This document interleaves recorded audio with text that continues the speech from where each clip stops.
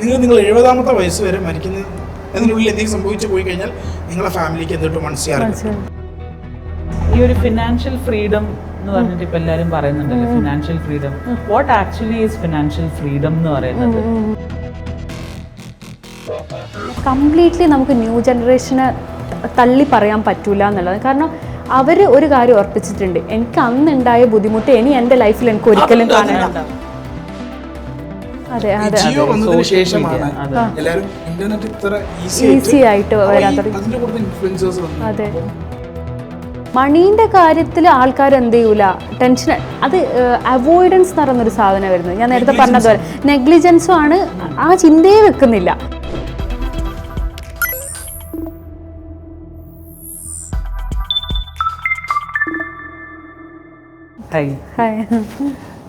നമ്മൾ ഇന്ന് emotional side of money അല്ലെങ്കിൽ ദ സൈക്കോളജി ഓഫ് മണി എന്ന് ഫേമസ് ആയിട്ട് ഇപ്പോൾ ഒരു ബുക്കും ഉണ്ട്.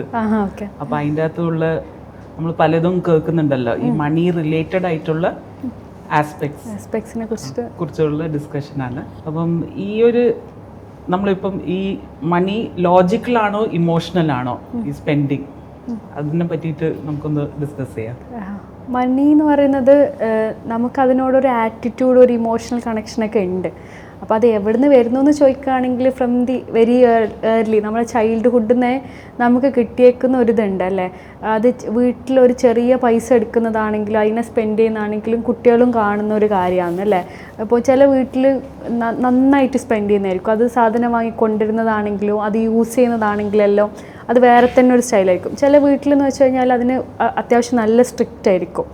അപ്പം ഞാൻ ചില വീട്ടിൽ കണ്ടിട്ടുണ്ട്, അവരെ പാരൻസ് പൈസ സൂക്ഷിക്കുന്നത് തന്നെ ഭയങ്കര ഫ്രീ ആയിട്ട് അവിടെയും ഇവിടെയൊക്കെ ഇട്ടിട്ടായിരിക്കും. ചില വീട്ടിലെന്ന് പറഞ്ഞു കഴിഞ്ഞാൽ കുട്ടിയൊക്കെ തന്നെ കാണിച്ചു കൊടുക്കും ഇത് വാല്യൂ ഉള്ള ഒരു കാര്യമാണെന്നുള്ളതും.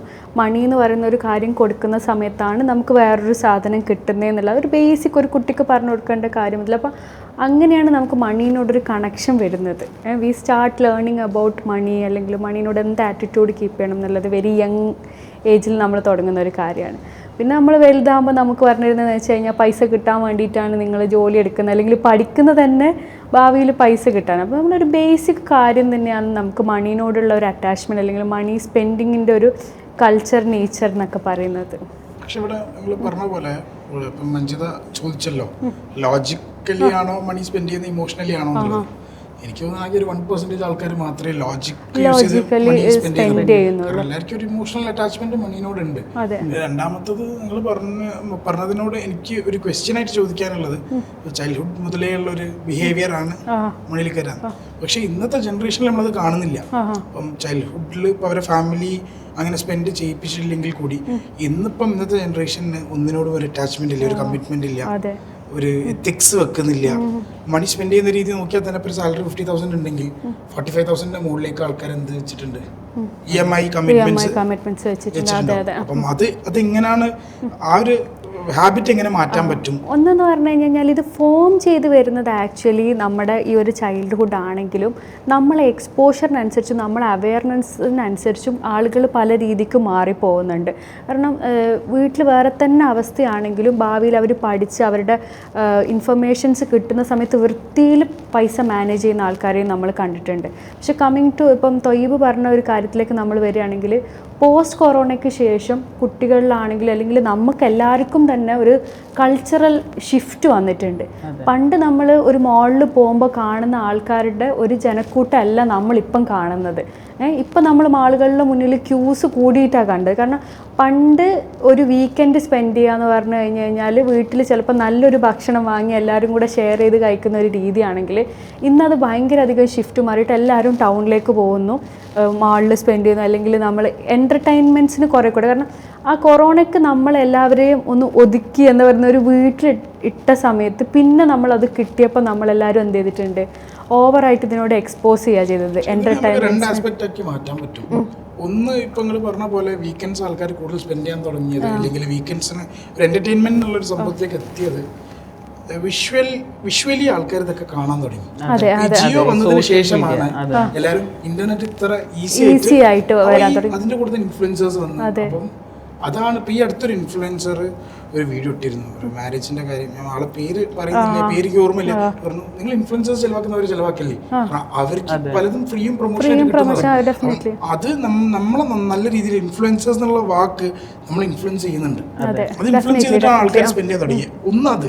രണ്ടാമത് ഈ സ്പെൻഡിങ് തുടങ്ങിയത് നമ്മൾ പോസ്റ്റ് കോവിഡ് അല്ലെങ്കിൽ 2018 മുതലുള്ള ഇങ്ങോട്ടുള്ള ഡാറ്റ എടുത്തു കഴിഞ്ഞാൽ കൺസ്യൂമിങ് ഗുഡ്സ് അല്ലെങ്കിൽ ഇപ്പം ഇലക്ട്രോണിക്സ് ആവട്ടെ, കൺസ്യൂമിങ് ഇതിന്റെയൊക്കെ കൺസപ്ഷൻ ഭയങ്കര ഹൈ ആയിട്ടുണ്ട്.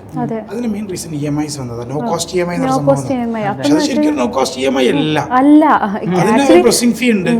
ചിലത് ഇപ്പൊ ക്രെഡിറ്റ് കാർഡിലൂടെ EMI സ്വൈപ്പ് ചെയ്യുമ്പോൾ അതിന് ഇൻട്രസ്റ്റ് വരുന്നുണ്ട്. അതുകൂടാതെ അവർക്കിപ്പം നിങ്ങളിപ്പം EMI അല്ലാതെ എടുക്കുമ്പോൾ അതിൻ്റെതായ റേറ്റ്സ് ചില സ്ഥലങ്ങളിൽ ഡിഫറൻസ് വരുന്നുണ്ടെന്ന് ഞാൻ മനസ്സിലാക്കുന്നത്. കാരണം ഇപ്പം ഈ നോ കോസ്റ്റ് EMI നിങ്ങൾക്ക് തന്നിട്ട് ഈ ബജാജ് ഫിനാൻസ്, ബജാജ് ഫിൻസർവ് പോലുള്ള കമ്പനികളുടെ ഷെയർ പ്രൈസ് നോക്കിക്കൂ, അവരുടെ പ്രോഫിറ്റ് നോക്കൂ, ഭയങ്കര ഹൈയാ. അതിന്റെ ഷെയർ പ്രൈസ് ഓൾമോസ്റ്റ് 10 ടൈംസിന്റെ മുകളിലേക്കോളം കയറി വന്നിട്ടുണ്ട് ആൾക്കാർ കൺസ്യൂം ചെയ്തതിനു ശേഷം. അപ്പൊ അവരെങ്ങനെ പ്രോഫിറ്റ് ഉണ്ടാക്കുന്നത്? നിങ്ങൾക്ക് കിട്ടുന്ന ഡിസ്കൗണ്ട് അവർക്ക് അവിടെ എന്ത് ചെയ്യുന്നുണ്ട്, കിട്ടുന്നുണ്ടെന്ന് ഞാൻ മനസ്സിലാക്കുന്നത്. അതെ, ഡെഫിനറ്റ്ലി. അത് വെച്ചാൽ നമ്മുടെ എല്ലാവരുടെയും സ്ക്രീൻ ടൈം എടുത്ത് നോക്കിക്കഴിഞ്ഞാൽ തന്നെ അറിയാം, നമ്മൾ 8 to 11 hours, ഈവൻ 12, 13, 14 hours ഒക്കെ യൂസ് ചെയ്യുന്ന ആൾക്കാരെന്ന് വെച്ച് കഴിഞ്ഞാൽ വൺ ഓർ അതർ വേ നമ്മളിതിങ്ങനെ കണ്ടുകൊണ്ടിരിക്കുകയാണ്. ഇൻസ്റ്റഗ്രാമിൽ സ്ക്രോളിംഗ് എന്ന് പറയുന്നത് ഏറ്റവും നല്ല വീടുകൾ ഏറ്റവും നന്നായി അലങ്കരിച്ച് വെച്ച് നല്ല ഗാഡ്ജറ്റ്സ് യൂസ് ചെയ്യുന്നത്. ഇനി അല്ലെങ്കിൽ ഇതിൻ്റെ ഇടയിൽ നമുക്ക് വരുന്ന പരസ്യങ്ങളും നമ്മുടെ എന്താണ് സ്പെൻഡ് ചെയ്യാൻ വേണ്ടിയിട്ട് നമ്മുടെ അതിലേക്ക് എത്തിക്കുന്ന ഒരു അൽഗോരിതം ആണ് നമ്മളെല്ലാവരും. നമ്മൾ വേണ്ടാന്ന് വെച്ചാൽ പോലും നമ്മൾ എന്ത് ചെയ്യും, നമ്മളും അതിലേക്ക് എത്തും. ഇതിൻ്റെ എന്താ പറയുന്നത്, നമ്മളെല്ലാവരും ഇതിന് അടിമപ്പെട്ടു എന്നുള്ള പോലെയാണ് നമ്മുടെ എല്ലാവരുടെയും കാര്യങ്ങൾ പോകുന്നത്. അപ്പോൾ എല്ലാവരുടെ മനസ്സിൽ ആഗ്രഹം വരുന്നത് എനിക്കും ഇന്ന സാധനം ഉണ്ടായിരുന്നെങ്കിൽ. പണ്ട് മുതലേ നമ്മളിപ്പോൾ കേരളത്തിലേക്ക് നോക്കിക്കഴിഞ്ഞാൽ അറിയാം, നമുക്കൊരു സ്പെൻഡിങ് കൾച്ചർ ഉണ്ട്. അപ്പുറത്തെ വീട്ടിൽ എന്താ വാങ്ങിക്കുന്നത്, അപ്പുറത്തെ വീട്ടിൽ എങ്ങനെയാണ് കല്യാണം നടത്തുന്നത്. അപ്പോൾ ഒരു കല്യാണം എന്ന് പറയുന്നത് നമ്മൾ അത്രയും സ്പെൻഡ് ചെയ്യുന്ന ഒരു കാര്യമായിരിക്കും. അപ്പോൾ തന്നെ നമ്മൾ ആലോചിക്കുന്നില്ല ഇതിനെ നമുക്ക് എങ്ങനെ, ഇതിൽ നിന്ന് എങ്ങനെ സേവ് ചെയ്യാം. അപ്പോൾ സേവ് ചെയ്യുന്നതിന് പകരം നമ്മൾ ആലോചിക്കുന്നത് ഇത് അവരെക്കാട്ടിലും ഭംഗിയായിട്ട് എങ്ങനെ നടത്താൻ പറ്റും എന്നുള്ളതായിരിക്കും നമ്മളെല്ലാവരുടെയും ഒരു ഫസ്റ്റ് തോട്ടിൽ വരാം. മാറ്റം കൊണ്ടുവരാൻ അനുസരിച്ചിട്ട് നമ്മൾ എഡ്യൂക്കേറ്റ് ചെയ്യണം എന്നുള്ളതാണ് ഇനി വരുന്ന ജനറേഷനിൽ. മാറ്റങ്ങൾ സംഭവിക്കേണ്ട ഏരിയാസ് ആണ്. ഇതിന് മാത്രം എഡ്യൂക്കേറ്റ് ചെയ്തിട്ട് കാര്യമില്ല. ഇന്നത്തെ ജനറേഷന്റെ പല പ്രോബ്ലംസ് വരുന്നില്ല. പലർക്കും എന്ത് സംഭവിച്ചാലും ഒരു കുഴപ്പമില്ല. എന്ത് whatever it is, ഒരു കമ്മിറ്റ്മെന്റ് കുറവ്, എത്തിക്സിന്റെ കുറവ്, വാല്യൂ, മനുഷ്യന്മാരോടുള്ള വാല്യൂസ് ഒന്നിനോടും ഒരു കുഴപ്പമില്ലാത്ത രീതിയിലാണല്ലോ ഇന്നത്തെ ജനറേഷൻ. അത് തന്നെയാണ് അവർ മണി സ്പെൻഡിങ്ങിലും അല്ലെങ്കിൽ മണി എന്നുള്ള കാര്യത്തിൽ എഫക്ട് ചെയ്യുന്നത്. ഞാൻ മനസ്സിലാക്കുന്നത്. അപ്പൊ ഈ ഒരു ആസ്പെക്റ്റിൽ നമ്മളിപ്പോ നോക്കുമ്പോൾ ഈ ഒരു ഓപ്പൺ സ്പെൻഡിങ് അതാണ് നമ്മൾ ഡിസ്കസ് ചെയ്യുന്നത്. കുറെ ആൾക്കാർ ഇതിനെ കുറിച്ചിട്ട് ആലോചിക്കുന്നേ ഇല്ല. Even there are people who don't check their bank balance. അതെ, ബാങ്ക് ബാലൻസ് എത്ര ഉണ്ട് എന്ന് പോലും ചെക്ക് ചെയ്യാത്ത ആൾക്കാരുണ്ട്. ഇത് പോയി ഡൗൺ ആയിട്ട് പിന്നെ ഗൂഗിൾ പേ അടിക്കുന്ന സമയത്ത് ഇൻസഫിഷ്യൻറ്റ് ബാലൻസ് എന്ന് പറയുമ്പോൾ മാത്രം ആണ് ആലോചിക്കുന്നത് ഇത് എത്ര തീർന്നു, എത്ര ബാക്കിയുണ്ട് എന്നുള്ളത്. അപ്പാർട്ട് ഫ്രം ദാറ്റ് നമുക്ക് എങ്ങനെ ഒരു ഫിനാൻഷ്യൽ ഡിസിപ്ലിൻ കൊണ്ടുവരാം എന്നുള്ളതിനെ കുറിച്ചിട്ട് നമ്മൾ ഓരോരുത്തരും ആലോചിക്കേണ്ട ഒരു സമയം തന്നെയാണ്. എവറി ടൈം ആലോചിക്കേണ്ടതായിരുന്നു. ഇനി ആലോചിച്ചിട്ടില്ലെങ്കിൽ നമ്മളത് ലേൺ ചെയ്ത് നമ്മൾ അതിലേക്ക് നമ്മൾ അഡാപ്റ്റ് ചെയ്ത് വരണം. കാരണം ഇതിനകത്ത് ഞാനൊരു ക്വസ്റ്റ്യൻ ചോദിക്കുന്നെങ്കിൽ, ഈ ആൾക്കാർക്ക് ഇപ്പോൾ ഒരു ഫിയർ ഓഫ് സ്പെൻഡിങ് ഇല്ല, പക്ഷെ ഒരു ഫിയർ ഓഫ് ഇൻവെസ്റ്റ്മെന്റ് ഉണ്ട്. ഇൻവെസ്റ്റ് ചെയ്യണോ, ഞാനിവിടെ ചെയ്യണോ വേണ്ടിയോ, അല്ലെങ്കിൽ ഓക്കെ ആ ഇൻകം ഇതിൻ്റെ അകത്ത് ഇടണോ, ആ ഒരു ഫിയർ ഓഫ് ഇൻവെസ്റ്റിംഗ് അല്ലെങ്കിൽ ആ ഇൻവെസ്റ്റ്മെന്റിലേക്ക് പോകേണ്ട ഒരു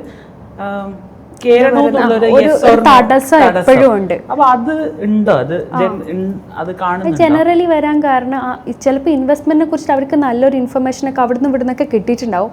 ബട്ട് സ്റ്റിൽ അവർ വിചാരിക്കണം ഇന്ന് പോട്ടെ നാളെ ചെയ്യാം. താല്പര്യമില്ല. കാരണം ഒരു EMI കഴിയുമ്പോഴത്തേക്ക് അടുത്ത EMI ഇങ്ങനെ ഉണ്ടാക്കാൻ കഴിയുന്നതാണ് ജീവിതത്തിലാണ് പോകുന്നത്. അപ്പൊ അതിൽ തന്നെ ഞാൻ നിങ്ങൾ ചോദിക്കുന്നത് എന്താന്ന് പറഞ്ഞാല്, നിങ്ങളൊരു സൈക്കോളജിസ്റ്റ് ആണെങ്കിൽ നിങ്ങൾ ഇതിനെ കുറിച്ച് സംസാരിക്കുന്ന ഈ ബിഹേവിയറൽ എഫക്റ്റ് എത്രത്തോളം ഈ സ്പെൻഡിങ് ഹാബിറ്റിൽ വരുന്നുണ്ട്. ഒരാളെ ബിഹേവിയർ അനുസരിച്ചിട്ടാണല്ലോ സ്പെൻഡിങ്. നമ്മൾ ഫിനാൻഷ്യൽ ഡിസിപ്ലിൻ വെക്കുമ്പോൾ നമ്മളൊരു ക്യാരക്ടറും ഡിസിപ്ലിൻ എനിക്ക് ഞാൻ കേട്ട കഥകളാണ്. കുറെ ക്രെഡിറ്റ് കാർഡ്സ് ഡ്യൂ ആയി. ആ ക്രെഡിറ്റ് കാർഡ് ക്ലോസ് ചെയ്യാൻ വേണ്ടിട്ട് ഒരു പേഴ്സണൽ ലോൺ എടുത്തു. എന്നിട്ട് ആ പേഴ്സണൽ ലോൺ എടുത്തിട്ട് ക്രെഡിറ്റ് കാർഡ് ക്ലോസ് ചെയ്തില്ല. പേഴ്സണൽ ലോൺ ചെലവായി തീർന്നു ഡബിൾ ലോൺ ആയി. അങ്ങനത്തെ കുറെ അപ്പൊ ഇവർ ഈ സൈക്കിളിൽ തന്നെ ഇറ്റ്സ് ലൈക്ക് എ ലൂപ്പ്. ആ ലൂപ്പിൽ നമ്മൾ പോവുകയാണ്. അപ്പൊ അതിൽ തന്നെ ക്യാരക്ടർ ഡിസിപ്ലിൻ എന്നുള്ള സാധനം വെരി ഇമ്പോർട്ടന്റ് അല്ലേ? ക്യാരക്ടർ ഡിസിപ്ലിൻ വന്നാലല്ലേ ഈ ഫിനാൻഷ്യൽ ഡിസിപ്ലിൻ വരുള്ളൂ. ഈ ക്യാരക്ടർ ഡിസിപ്ലിന്റെ ഉള്ളിൽ വരുന്നതാണല്ലോ ഈ കമ്മിറ്റ്മെന്റ്, എത്തിക്സ്, വാല്യൂ. എന്ന് വെച്ച് കഴിഞ്ഞാൽ ഇപ്പം നമ്മൾ ഒരാളോട് പൈസ വാങ്ങി, ഇപ്പോൾ 10 രൂപ നിങ്ങളോട് വാങ്ങിയിട്ടുണ്ടെങ്കിൽ അത് പറഞ്ഞ സമയത്ത് തിരിച്ചു കൊടുക്കണം എന്നുള്ളത് തന്നെ അയാളുടെ ഒരു ബിഹേവിയർ കാണിക്കുന്നത്, അയാളുടെ ഒരു മൊറാലിറ്റീൻ്റെ ഒരു ഭാഗം കൂടിയാണ്.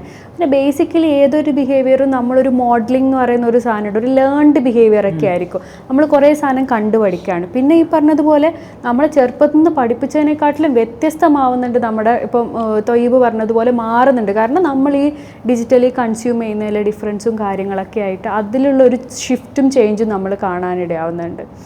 അപ്പോൾ കൃത്യമായിട്ട് ഇതിനെക്കുറിച്ചിട്ട് നമ്മൾ എഡ്യൂക്കേറ്റ് ചെയ്യേണ്ടത്, അല്ലെങ്കിൽ എന്താ പറയുന്നത്, എല്ലാ വിഷയത്തിനും കൗൺസിലിംഗ് തന്നെ കൊടുക്കണം എന്നൊക്കെ ഞാൻ ഇടയ്ക്ക് പറയും. കാരണം ഫിനാൻഷ്യൽ ഡിസിപ്ലിൻ എങ്ങനെ കൊണ്ടുവരാം എന്നുള്ളത്.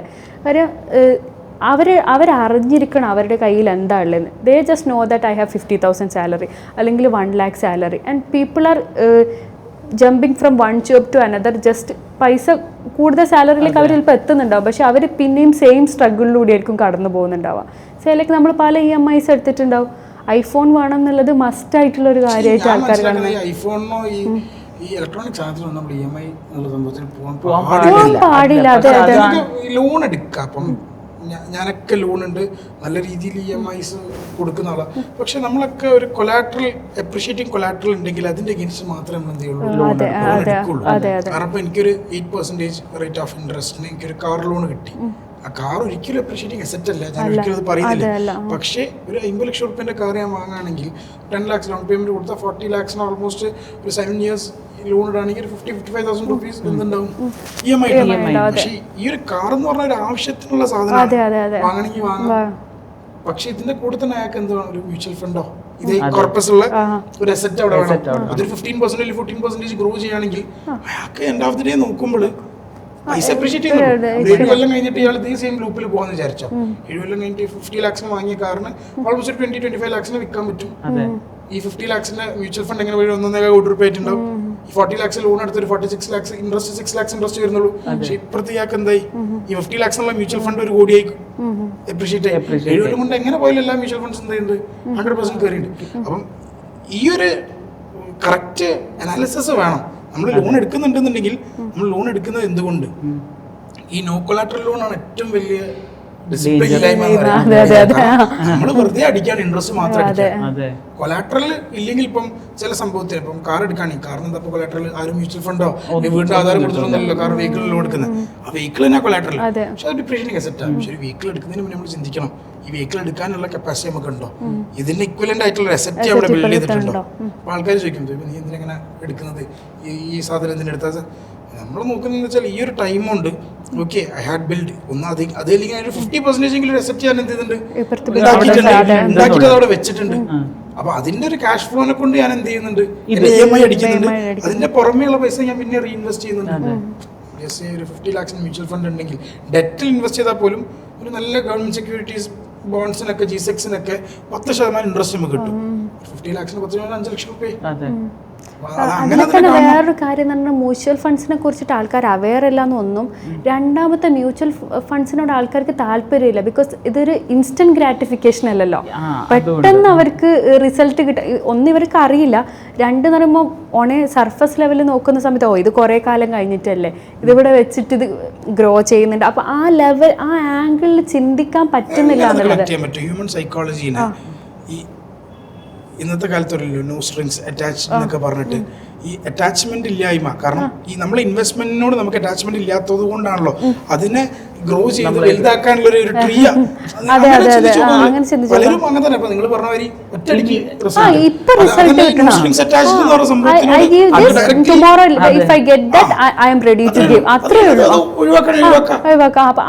ആ ഒരു ആറ്റിറ്റ്യൂഡ് മാത്രമേ ഉള്ളൂ. കാരണം എല്ലാം നമുക്ക് പെട്ടെന്ന് കിട്ടണ്ടേ. ഇപ്പം പണ്ട് നമുക്ക് ഫ്ലിപ്കാർട്ടിൽ ഓർഡർ ചെയ്ത് ഒരാഴ്ച കഴിഞ്ഞ് കിട്ടുന്നത് അല്ലെങ്കിൽ 21 ദിവസം കഴിഞ്ഞ് കിട്ടുന്നത് ഓക്കെയാ. നമുക്കിപ്പോൾ ഇൻസ്റ്റാമാർട്ടിൽ ഓർഡർ ചെയ്തിട്ട് 10 മിനിറ്റ് കൊണ്ട് കിട്ടുന്നത് തന്നെ ഡിലേ, കിട്ടിയില്ലെങ്കിൽ എത്തിയില്ലെങ്കിൽ പ്രശ്നം. അവൻ എവിടെയെങ്കിലും സ്റ്റക്ക് ആയിട്ടുണ്ടെങ്കിൽ വി കീപ്പ് ഓൺ കോളിങ് എന്താ എത്താത്ത ചിലപ്പോൾ ചട്ടി വെച്ചിട്ടായിരിക്കും വെളിച്ചെണ്ണൊക്കെ നമ്മൾ ഓർഡർ ചെയ്തിട്ടുണ്ടാവും. അത്രയും ഫാസ്റ്റ് ഗ്രാറ്റിഫിക്കേഷൻ ടെക്നോളജിന്റെ ഗ്രോത്ത് ആണ്. അല്ലെ വെരി ഗുഡ് സൈഡ് ഉണ്ട്. പക്ഷെ ആ സെയിം ഇൻവെസ്റ്റ്മെന്റിലും വരുന്നത് മാത്രമാണോ അത് വരുന്നത്, അല്ലെങ്കിൽ ബാക്കി എല്ലാ കാര്യത്തിലും അത് വരുന്നുണ്ടോ ഇല്ലേ? അല്ല, ഇൻവെസ്റ്റ്മെന്റിൽ അത് വരുമ്പോഴാണ് ഇത് ഡേഞ്ചർ ആണ് നമ്മൾ ചെയ്യാതെ പോകുന്നത്. മനസ്സിലായോ? ആ ഗുഡ് ബിഹേവിയർ അത് വരുന്നുണ്ട്. നമുക്ക് നമ്മളെ ഒരു ഇവിടുത്തെ ഒരു സ്റ്റാറ്റിസ്റ്റിക്സ് എടുത്തു കഴിഞ്ഞാൽ ഏജ് വെച്ചിട്ട് നമ്മൾ എന്ത് ചെയ്യാണ്, നമ്മൾ ക്ലാസിഫൈ ചെയ്യുകയാണെങ്കിൽ നമുക്ക് മനസ്സിലാക്കാൻ പറ്റുന്നുണ്ട് യങ്സ്റ്റേഴ്സ് തീരെ എന്ത് ചെയ്യുന്നില്ല. വളരെ കുറച്ച് ആൾക്കാരാണ് ഒരു SIP. നമുക്ക് നോക്കാം, നമ്മൾ SIP ബുക്ക് എടുക്കുകയാണെങ്കിൽ നമ്മൾ വലിയൊരു ഡിജിറ്റൽ മുകളിലുള്ള SIP ബുക്ക് നമ്മൾ വേണ്ടി SIP ബുക്ക് എന്ന് പറഞ്ഞാൽ മന്ത്ലി SIP നമ്മൾ ചെയ്യിപ്പിക്കുന്നുണ്ട്. അതിലൊരു 1% 2% എന്തുണ്ടാവുള്ളൂ, ഒരു 30 years 20 to 30 അപ്പം ഇതേ സെയിം ഹാബിറ്റ് നമ്മളെ ലൈഫിൽ നമ്മൾ കൊണ്ടുപോകുന്നത് കൊണ്ടാണോ ഇതിലും ഇങ്ങനെ വരുന്നത്? ക്ഷമയില്ലായ്മയാണ്. ക്ഷമയില്ലായ്മ മാത്രമല്ല, എന്ത് സംഭവിച്ചാലും കുഴപ്പമില്ല. എന്ത് സംഭവിച്ചാലും കുഴപ്പമില്ല. ആഫ്റ്റർ ഓൾ പിന്നെ ആർക്ക് വേണ്ടിയിട്ട് നമ്മൾ സേവ് ചെയ്യുന്നത്? ഇതിങ്ങനെ സേവ് ചെയ്യുന്നതാണെങ്കിൽ പിന്നെ നമുക്ക് ജീവിക്കണ്ട, ആ ഒരു ആറ്റിറ്റ്യൂഡിലാണ് ഇതിനെ കാണുന്നത്. അപ്പോൾ ഞാൻ കഴിഞ്ഞ ദിവസം ഒരു റീല് കാണാനിടയായി. അവരുടെ അമ്മ അവരുടെ അടുത്ത് പറഞ്ഞു കൊടുത്തു പോലും, മോളെ ഫസ്റ്റ് സാലറി മുതൽ മോൾ എന്ത് ചെയ്യണം, SIPയിലോ അല്ലെങ്കിൽ മ്യൂച്വൽ ഫണ്ടിലോ മോൾ നിർബന്ധമായിട്ട് ഇടണമെന്ന് അമ്മ പറഞ്ഞു തരുന്ന കണക്കിന് 5 വർഷമായിട്ട് അവർ കൃത്യമായിട്ട് എന്ത് ചെയ്യുന്നുണ്ട്. ചെറിയ എമൗണ്ട് ആണെങ്കിലും she started and still she is doing. പക്ഷെ അത് പറഞ്ഞു കൊടുക്കാൻ ആ അമ്മക്ക് പറ്റിയിട്ടുണ്ട് എന്നുള്ളതാണ്. അത് എത്ര പേർക്ക് ഇവിടുന്ന് ഒന്നാമത്തെ എന്ന് പറഞ്ഞു കഴിഞ്ഞാൽ ഇപ്പം ജോലി കിട്ടുന്നതൊക്കെ വളരെ യങ് ഏജിലാണ്. ഒരു 23 ആകുമ്പോഴത്തേക്ക് നല്ല സാലറി ഉള്ള ജോലിയൊക്കെ ഉള്ള ആൾക്കാരുണ്ട്. പക്ഷെ എന്തിനാ പോകുന്നുണ്ട്, ആ സമയത്ത് നമ്മളെ ഫസ്റ്റ് ആഗ്രഹങ്ങളുള്ള സാധനങ്ങളൊക്കെ നിറവേറ്റാനാണ് പോകുന്നത്. അത് നിറവേറ്റുന്ന തെറ്റെന്ന് ഒരിക്കലും നമുക്ക് പറയാൻ പറ്റില്ല. പക്ഷെ എപ്പോഴും നമുക്കൊരു ഫിനാൻഷ്യൽ ഡിസിപ്ലിൻ കാൽക്കുലേഷൻ വേണം. ഒരു 70% നമുക്ക് സ്പെൻഡിങ് ഉണ്ടെങ്കിൽ ഒരു 30% നമ്മൾ സേവ് ചെയ്യാനോ അല്ലെങ്കിൽ ഇതേപോലെ investment, emergency fund, SIPs, mutual fund, ഇതിനെക്കുറിച്ച് ശരിക്കും നമുക്കൊരു അവയർനെസ് ഉണ്ടായിരിക്കണം. ഈവൻ എൻ്റെ കാര്യം തന്നെ പറയുന്നതാണെങ്കിൽ ഒരു പാസ്റ്റ് ഒരു 2 years ഒക്കെ ആയിട്ടേ ഉള്ളൂ എനിക്ക് തന്നെ അറിയാൻ പറ്റും. I am now 30. ഒരു 28-ന് ശേഷമാണ് ഞാനും അറിയുന്നത് ഇങ്ങനത്തെ കാര്യങ്ങളൊക്കെ നമ്മൾ ശ്രദ്ധിക്കണം എന്നുള്ളതും നമ്മളത് കീപ്പ് ചെയ്യണം എന്നുള്ളതും. അതും ഏറ്റവും നല്ല രീതിക്ക് നമുക്ക് എന്തൊക്കെ ഓപ്ഷൻസ് ഉണ്ടെന്ന്, ഓപ്ഷൻസിൻ്റെ അറിവില്ലായ്മയും ഒരു ഫാക്ടർ തന്നെയാണ്. അപ്പോൾ അത് കൃത്യമായിട്ട് ശരിക്കും പറഞ്ഞു കഴിഞ്ഞാൽ നമ്മുടെ ബുക്സ് എന്താ പറയുക, നമ്മുടെ എഡ്യൂക്കേഷൻ സെറ്റിങ്ങിൽ തന്നെ സിലബസിൽ തന്നെ ഫിനാൻഷ്യൽ ഡിസിപ്ലിൻ എങ്ങനെ കീപ്പ് ചെയ്യാന്നുള്ളത്. അപ്പം നമ്മൾ ഫോറിൻ കൺട്രീസിലേക്ക് പോകുമ്പോൾ ഒരു മൈൻഡ് സെറ്റ് ക്രിയേറ്റ് ചെയ്യാൻ പറ്റും. മൈൻഡ് സെറ്റ് ക്രിയേറ്റ് ചെയ്യാന്ന് പറഞ്ഞു കഴിഞ്ഞാൽ ഇപ്പോൾ ചിലവർക്കുള്ള ഒരു മൈൻഡ് സെറ്റ് ഉണ്ട്. എനിക്കിപ്പോൾ ഇതൊന്നും ഇപ്പോൾ ഒരു വീട് എടുക്കുന്ന ഒരു ബിൽഡിംഗ്, ഞാനൊരു ബിൽഡിംഗ് വാങ്ങാണ്, ബിൽഡിംഗ് 1.5 കോടി രൂപയാണ്, ഞാനതൊക്കെ എങ്ങനെ എടുക്കാൻ? നമ്മൾ മനസ്സിലാക്കണം 25-ാം വയസ്സിൽ ആരാണ് ബിൽഡിംഗ് എടുത്തത്? അതെന്തുകൊണ്ട് മനസ്സിലായി? എല്ലാവരും ഒരു ആവറേജ് ഏജ് നോക്കുകയാണെങ്കിൽ ഒരു 45-50 വയസ്സൊക്കെ ആകുമ്പോൾ ഒരു വീട് എടുക്കാം. അതിലേക്ക് അവരെങ്ങനെയാ വീടെടുത്തത്? ഇത്രയും കൊല്ലം പണിയെടുത്ത് സേവ് ചെയ്തിട്ടാ. അപ്പം അതെന്തുകൊണ്ട് ഇന്നത്തെ യങ്സ്റ്റേഴ്സ് അല്ലെങ്കിൽ ഇന്നത്തെ ജനറേഷനിലേക്ക് വരുന്നില്ല? 25-ാം വയസ്സ് ഞാനിപ്പം സേവ് ചെയ്തിട്ടൊന്നൊരു കാര്യമില്ല, എന്താവൂല, എനിക്കിപ്പോൾ എന്തായാലും ഇപ്പം ഞാൻ 10,000 വെച്ച് സേവ് ചെയ്ത് എന്ത് കാര്യമുള്ളത്? എനിക്കിപ്പോൾ ഇതൊന്നും പറയാൻ സുഖമാണ്, ഈ ബിസിനസ് ചെയ്ത് പൈസ കൂട്ടിയാൽ കൂടൂല എന്നുള്ളത് ഓൾറെഡി പ്രജുഡിസ്റ്റിക് ആയിട്ട് നമ്മൾ അങ്ങ് കീപ്പ് ചെയ്യാണ്. റിച്ച് ആയിട്ടുള്ള ആൾക്കാരുടെ മക്കൾക്ക് ഈ റിച്ച് ഇതിലേക്ക് എത്താൻ പറ്റുള്ളൂ.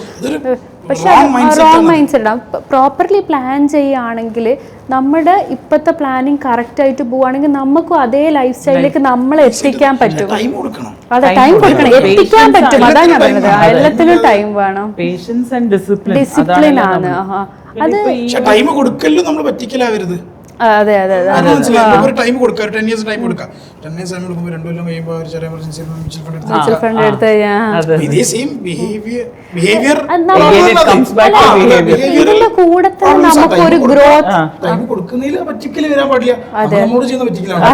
ഞാനൊരു 10,000 വെച്ച് SIP ചെയ്യണം, 2 കൊല്ലം കഴിഞ്ഞപ്പോ ഇതൊന്ന് എനിക്ക് പുതിയൊരു വാച്ച് വാങ്ങാം, നല്ല രസമുണ്ട്, അത് 3 lakhs അല്ലേ, ഓക്കെ ഇതൊന്ന് റെഡീം ചെയ്യാം, പറ്റിക്കലായി.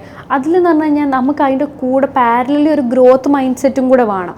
നമ്മുടെ സ്കിൽസ് ഇമ്പ്രൂവ് ചെയ്യാൻ, നമുക്ക് ഈ ജോലിയിൽ നിന്ന് ബെറ്റർ ആയിട്ടുള്ളൊരു ജോലി കൊണ്ടുപോകാൻ, അല്ലെങ്കിൽ നമ്മുടെ ബിസിനസ്സിൽ ഇപ്പോഴത്തെ വരുമാനത്തിൽ നിന്ന് അധികം വരുമാനത്തിലേക്ക് പാരലലി നമ്മൾ രണ്ടും ചെയ്തുകൊണ്ടിരിക്കണം. നമ്മുടെ ഗ്രോത്തിനും വേണ്ടിയിട്ടും നമ്മൾ ടൈം, മണി, പിന്നെ ഹാർഡ് വർക്ക് എല്ലാം സ്പെൻഡ് ചെയ്യണം. അതേപോലെ തന്നെ പാരലലി ഇത് ചെയ്യുന്നത് അതൊരു ബിഹേവിയർ ആയിരിക്കണം. എന്തിനി വന്നു കഴിഞ്ഞാലും ഞാൻ എൻ്റെ 40s റിട്ടയർമെൻറ്റ് എനിക്ക് വേണമെങ്കിൽ ഇപ്പം തന്നെ പ്ലാൻ ചെയ്തൂടെ. If I have a correct proportion of even I have mentors who guides me. Like mentors guide ചെയ്യുമ്പോൾ സത്യം പറഞ്ഞാൽ ഞാനും അറിഞ്ഞത് എന്നാൽ നിൻ്റെ ഈ ഫണ്ട് നീ എന്ത് ചെയ്യണം, you have to keep it like this. എന്നാൽ മാത്രമേ നീ ആഗ്രഹിക്കുന്ന പോലെ. ശരിക്കും നമ്മളെല്ലാം ആഗ്രഹം എന്താ, 40 വയസ്സ് കഴിഞ്ഞ് ഒന്ന് ഫ്രീ ആയി അന്ന് രാവിലെ തൊട്ട് വൈകുന്നേരം വരെ ജോലി ചെയ്യുന്നതിനെ കുറിച്ചിട്ട് കൺസേൺ അല്ലാതെ എന്നാൽ പിന്നെ നമുക്ക് ചിലപ്പോൾ നമ്മൾ അപ്പോഴും ജോലി ചെയ്യുമായിരിക്കും. അതൊരു ലൂപ്പാണ്, അത് മാറ്റുന്നല്ല പറയുന്നത്. അതെ.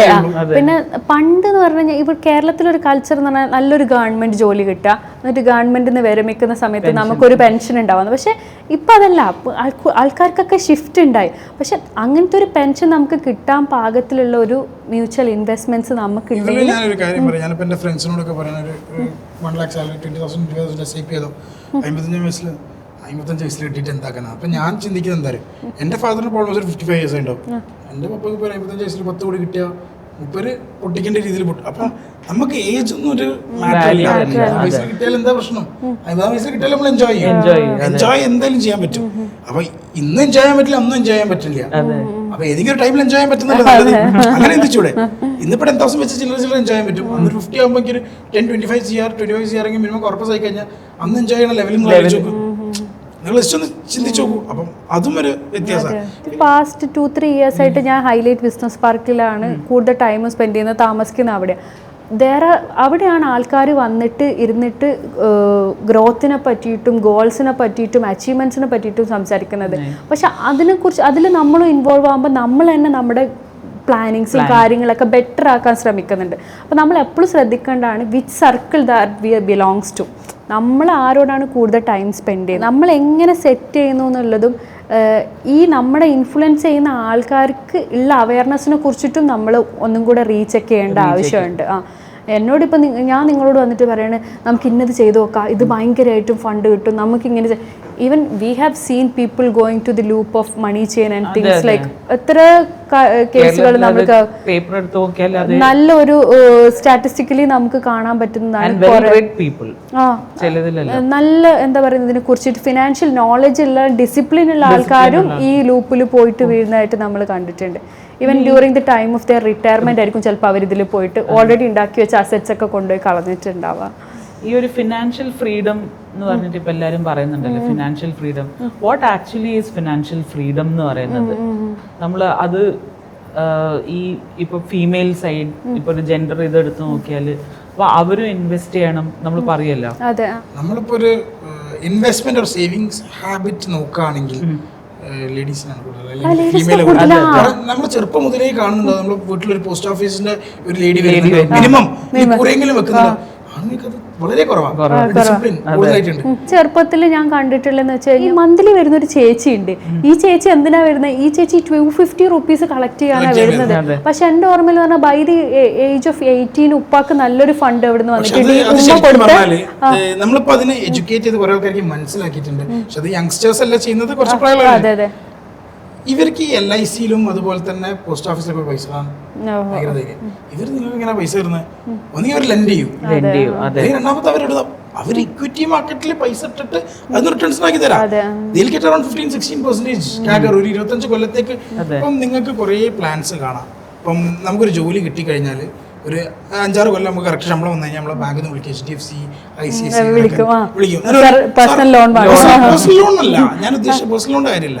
പേഴ്സണൽ ലോണൊക്കെ ആദ്യം വിളിച്ചോളൂ. ഇത് പറയും ഇൻഷുറൻസ്, ഗ്യാരണ്ടീഡ് ഇൻഷുറൻസ്. അത് ലോക്ക് ഇൻ പീരീഡ് അതെന്ന് വെച്ചാൽ ഏറ്റവും വലിയ മണ്ടത്തരം, നമ്മൾ ചെയ്യുന്ന ഏറ്റവും വലിയ മണ്ടത്തരമായ ഇൻവെസ്റ്റ്മെന്റാണ്. കാരണം 25 കൊല്ലത്തിന് ശേഷം നിങ്ങൾക്ക് ഗ്യാരണ്ടി തരുന്നത് അത് എത്ര പെർസെന്റേജാ?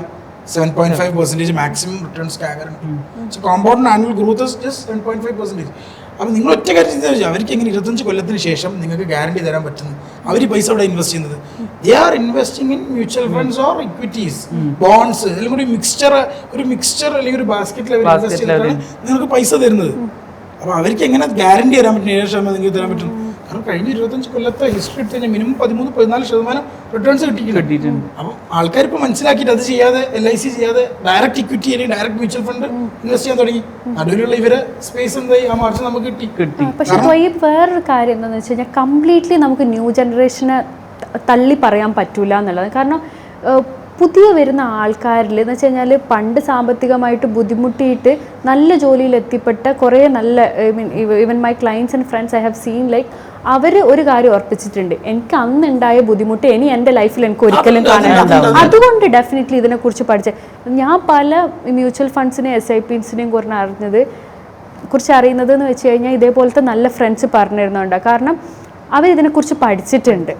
സ്റ്റോക്കിനെ കുറിച്ചിട്ട് പഠിക്കുന്നുണ്ട്, സ്റ്റോക്കിൽ എങ്ങനെ അതിൻ്റെ കൾച്ചർ എങ്ങനെയാണ്, ഇതിനെ നമ്മൾ പാർട്ട് ഓഫ് ലൈഫ് ആക്കാന്ന് പറയണത്. ഞാൻ പറയുന്നത് വെച്ചാൽ തൊയ്യബിൻ്റെ ഫ്രണ്ട്സ് സർക്കിളിൽ ആ ഒരു ഏജിലുള്ള ആൾക്കാർ ചിലപ്പോൾ വെരി ഫ്യൂ ആയിരിക്കും. ചിലപ്പോൾ അതേ വയസ്സുള്ള ആൾക്കാരും ഇതൊന്നും ആലോചിക്കാതെ even I have clients who has like 2 ലക്ഷം സാലറിയുള്ള ആൾക്കാരുണ്ട്.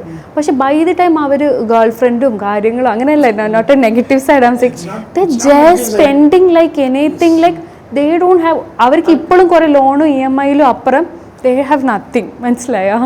ആ സ്റ്റേജിലേക്കാണ് കഴിഞ്ഞ പാസ്റ്റ് ഇത്രയും വർഷമായിട്ട് ഇത്രയും നല്ല യങ് ഏജിൽ IITന്നും NITന്നൊക്കെ ഗ്രാജുവേറ്റ് ആയി പോസ്റ്റ് ഗ്രാജുവേഷനൊക്കെ കഴിഞ്ഞ് നല്ല ജോലിയിലിരിക്കുന്ന ആൾക്കാരായിരിക്കും. പക്ഷെ അവരുടെ ഒരു ടോക്കിലോ സംസാരത്തിലോ ഈ ഫിനാൻഷ്യൽ ഡിസിപ്ലിൻ എന്ന് പറഞ്ഞിട്ടുള്ള ഒരു ടോപ്പിക്കേ വന്നിട്ടില്ല. അപ്പോൾ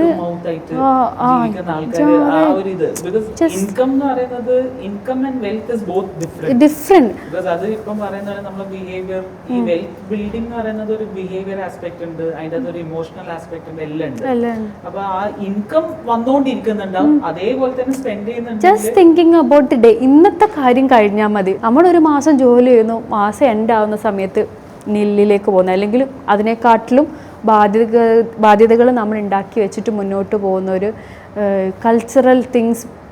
അത് നമ്മൾ എത്രത്തോളം നാളെ നമുക്കൊരു അത്യാവശ്യം വരുമ്പോൾ എന്തുണ്ട് ആക്ച്വലി ഫസ്റ്റ് പറഞ്ഞ പോലെ ഇൻഫ്ലുവൻസേഴ്സ് ഇൻഫ്ലുവൻസ് ചെയ്തിട്ട് ബാഡ് ഹാബിറ്റ്സ് മാത്രമല്ല ഉണ്ടാക്കിയത്. ഒരു ഗുഡ് ആസ്പെക്ട് നോക്കുകയാണെങ്കിൽ പണ്ട് നമ്മൾ സ്റ്റാർട്ടപ്പിൽ പോയി നിൽക്കാന്ന് പറഞ്ഞാൽ ഭയങ്കര അൾട്രാ ലക്ഷറി ആയിരുന്നു. ഇപ്പൊ ആൾക്കാർ എക്സ്പീരിയൻസ് ചെയ്യാൻ തുടങ്ങി, ആൾക്കാർ ജീവിക്കാൻ. പക്ഷെ അത് നമ്മൾ എന്ത് ചെയ്യണം, കറക്റ്റ് കാൽക്കുലേഷൻ അല്ലെങ്കിൽ ഓവർ ആവാനും ആൾക്കാർ എക്സ്പീരിയൻസ് എല്ലാവരും എന്താ ചെയ്യുന്നത് വെച്ചാൽ ഒരു ഇന്റർനാഷണൽ ട്രിപ്പ് പോകാന്ന് പറഞ്ഞാൽ ഭയങ്കര സംഭവം ശരിയാക്കി. അതിന് മെയിൻ റീസൺ എന്താ, ആൾക്കാർ ഇൻഫ്ലുവൻസ്ഡ് ആയി ഇത് ഈസി ആണെന്ന് മനസ്സിലാക്കി. പക്ഷെ അതിന്റെ ഫ്രീക്വൻസി കൂടുമ്പോഴാണ് ബഡ്ജറ്റ് മാറ്റുന്ന. പണ്ടൊക്കെ 2005-06 ഒരു നോക്കിയന്റെ ഒരു N സീരീസ് എന്നൊക്കെ ഫോൺ വാങ്ങി 30,000 രൂപ, അത് മിനിമം 3-4 ഇയേഴ്സ് ഉപയോഗിക്കും. സോണി എറിക്സൺ ഒക്കെ അപ്പം അതൊക്കെ ഒരു 3 ഇയേഴ്സ് ഉപയോഗിച്ചു. ഫ്രീക്വൻസി മാറുന്നതാണ് വലിയൊരു പ്രശ്നം. അപ്പൊ ആ ഫ്രീക്വൻസി കുറച്ചിട്ട് പഴയ ഫ്രീക്വൻസിയിൽ തന്നെ ആക്കി. പക്ഷെ എല്ലാം മാനേജ് ചെയ്യാം. വെഹിക്കിൾ വേണം, ട്രാവൽ ചെയ്യണം, നല്ല ഡ്രസ്. പക്ഷെ ഇതിനൊക്കെ കൂടെ തന്നെ നമ്മൾ എന്ത് ചെയ്യണം, സേവ് ചെയ്യണം. എന്നാലേ നമുക്ക് എന്താവുള്ളൂ, അവസാനത്തേക്ക് നോക്കുമ്പോൾ എമൗണ്ട് നമ്മുടെ കയ്യിലേക്ക് ഉണ്ടാവുള്ളൂ. അതുപോലെ തന്നെ നമ്മൾ മനസ്സിലാക്കാൻ നമ്മുടെ മൈൻഡ് സെറ്റ് മാറ്റാന്നുള്ളതാണ്. സേവ് ചെയ്യാന്ന് പറഞ്ഞു കഴിഞ്ഞാൽ നമ്മൾ ഒറ്റയടിക്ക് ഇന്ന് സേവ് ചെയ്ത് കഴിഞ്ഞാൽ നാളെ നമുക്ക് വലിയ ബിൽഡിംഗ് എടുക്കാനോ വലിയ വീട് എടുക്കാനോ ഇല്ല. ടൈം എടുത്തു കഴിഞ്ഞാൽ എല്ലാം പറ്റും. ഒരാൾക്ക് ഒരു 1 lakh സാലറി ഒരാൾക്ക് അയാൾ റിട്ടയർ ചെയ്യുമ്പോൾ അയാൾക്ക് റെന്റൽ ഇൻകം ആക്കാം, അയാൾക്ക് ഒരു വീട് എടുക്കാം, അയാൾക്ക് ഒരു വലിയ കോർപ്പസ് ഉള്ള ഒരു മ്യൂച്വൽ ഫണ്ട് ഉണ്ടാക്കാം. ഇത് മൂന്നും ഉണ്ടാക്കാൻ സാധിക്കും. സാധിക്കാതൊന്നുമില്ല. ഒരു 1 lakh സാലറി ഉള്ള ഒരാൾക്ക് റെന്റൽ ഇൻകം, ഒരു കോർപ്പസ് ഉള്ള മ്യൂച്വൽ ഫണ്ട്, ഒരു ഷെൽട്ടർ. ഇതിന്റെ കൂടെ തന്നെ ഈ ലൈഫിൽ ഒരു 55-60 വരെ പോവുകയാണെങ്കിൽ ഒരു 7 years 8 years നമുക്ക് എന്താ ഓരോ വണ്ടി മാറ്റി യൂസ് ചെയ്യാനും പറ്റും. ഇതൊക്കെയാണ് ഒരു ബേസിക് നീഡ്സ്. നമുക്ക് നല്ല ഡ്രസ് ഇടാം, നല്ല ഫുഡ് കഴിക്കാം, നിൽക്കാം, നല്ല വാഹനം യൂസ് ചെയ്യാം, നല്ല ട്രാവൽ ചെയ്യാം. ഇതൊക്കെ ഒരു 1 lakh സാലറി ഉള്ളവരാക്കി ഈസി ആയിട്ട് ഇതൊക്കെ ചെയ്യാൻ പറ്റുന്ന കാര്യമാണ്. പക്ഷെ അത് പറ്റുന്നില്ല ഇന്നത്തെ ആൾക്കാർ. കാരണം എന്താ, 1 ലക്ഷം സാലറി ഉണ്ടാവും.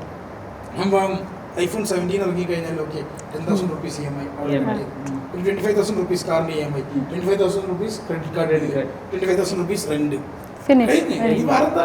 ബാക്കി ഇപ്പോൾ ഡെയിലി ഇന്നിപ്പം നമ്മളെ ഓഫീസിൽ തന്നെ ഇവിടെ ഓൾമോസ്റ്റ് 80+ ആൾക്കാർ വർക്ക് ചെയ്യുന്നുണ്ട്. ഒരു നേരം ഫുഡിന് സ്പെൻഡ് ചെയ്യണ പൈസ 300 above ആയിരിക്കും. ഡെഫിനറ്റ്ലി 2 നേരം പുറത്തുനിന്ന് കഴിക്കുന്നവരൊക്കെ 600 രൂപ, ഒരു മാസം 80,000 വലിയ പൈസ. അതിന് ലിങ്ക് ഉണ്ടോ നമ്മൾ ആദ്യം നമ്മൾ തന്നെ ചെക്ക് ചെയ്യണം. ഇപ്പം നമ്മളിതിനെക്കുറിച്ച് പഠിക്കുക എന്നുള്ളതും നാളത്തെ ജനറേഷന് നമ്മളിത് പഠിപ്പിക്കുക എന്നുള്ളതും ഇപ്പം കുട്ടികളാണെങ്കിലും കുട്ടികളെ ഇരുത്തിയിട്ട് we should have a family gathering where we talk about financials and financial discipline എന്നുള്ളതാണ്. കാരണം നാളെ ഇതിനേക്കാട്ടിലും വലിയ കാര്യങ്ങളിൽ എക്സ്പോസ് ചെയ്യാൻ പോകുന്നതോ അല്ലെങ്കിൽ അത്രയും ഷിഫ്റ്റുകൾ ഇനിയും സംഭവിക്കും എന്നുള്ളതാണ്.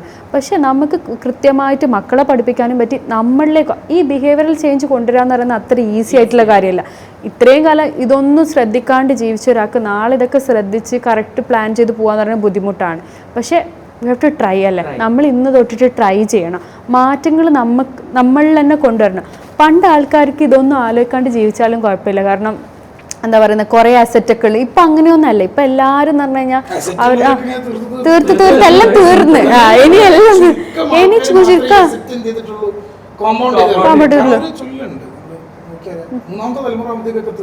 തീർന്നറിയാം. അതെ, നോക്കിയാൽ മനസ്സിലാക്കാൻ പറ്റും എന്തുകൊണ്ട് വലിയ വലിയ കോർപ്പറേറ്റ്സ് തേർഡ് ജനറേഷൻ ആകുമ്പോഴത്തേക്കും അവരുടെ ഫാമിലിനെ മുന്നിൽ നിർത്താതെ ആൾക്കാരെ ഹയർ ചെയ്തിട്ട് സിഇഒസ് കാരണം നശിച്ചു പോകും. അത് നിങ്ങൾ നോക്കിയാൽ മനസ്സിലാക്കാൻ പറ്റും. ഇപ്പൊ ഇവിടുത്തെ നോർമൽ കേരളയിലുള്ള ഫാമിലീസ് ആണെങ്കിൽ കൂടി ഒരു തേർഡ് ജനറേഷൻ ആകുമ്പോഴത്തേക്കും ഞാൻ പേരെടുത്ത് പറയുന്നില്ല, പലരുടെയും എല്ലാം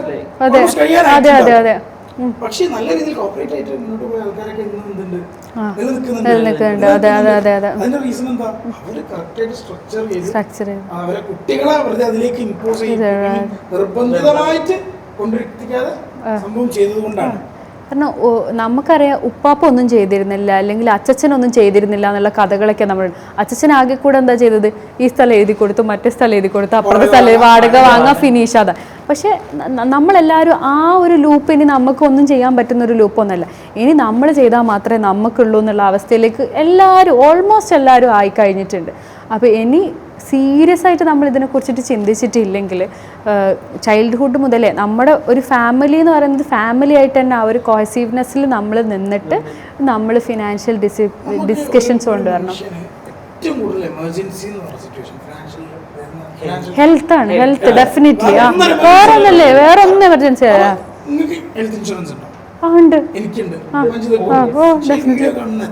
അവർക്ക് ഹെൽത്ത് ഇൻഷുറൻസ് ഇല്ല.